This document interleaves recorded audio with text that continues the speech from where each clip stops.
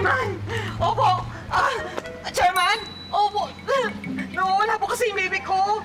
Hindi ko alam kung saan siya hanapin. Opo, baby ko po. Hindi po siya tao. Isa po siyang golden retriever. May dog tag po siya. Opo. O sige, Chairman, pag may nakita yung mga tanod nyo, ha?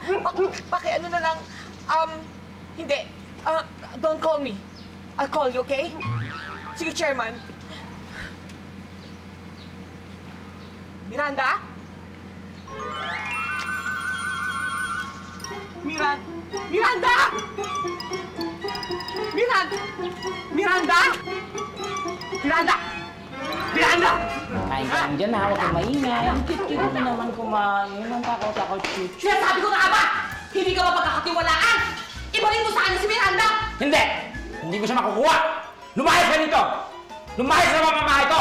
Ang kapal ng mukha mo! Hindi mo siya pag-aari! Aso ko yan! Akin siya! Pata! Ang babakula ka talaga! Ayaw mo talaga ibigay yan?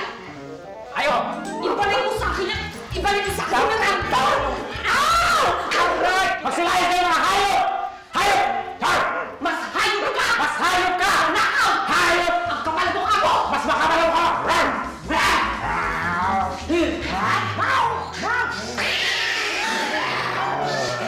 Ang sabi ko, sa korte tayo magkikita, hindi sa banyo. Nakakatawa. Oo nga, sinabi ko rin yun na sa korte tayo magkikita.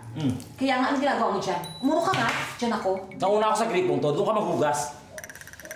Ano talaga? Ikaw ang nauna?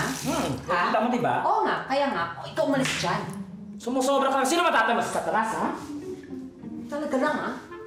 Si Satanas? Sa Oo, ating si dalawa Satanas. ngayon? Sa itsura ko? Ako pa ngayon? Yung itsura mo, sino kaya sa atin ang mukhang Satanas, ha? Halika nga rito. Ayan, nakita mo yung mukha mo yan? Tingnan mo, di ba? Sino ang Satanas sa ating dalawa? Sino kayo ang mukhang Satanas sa ating dalawa? Nakita mo yan?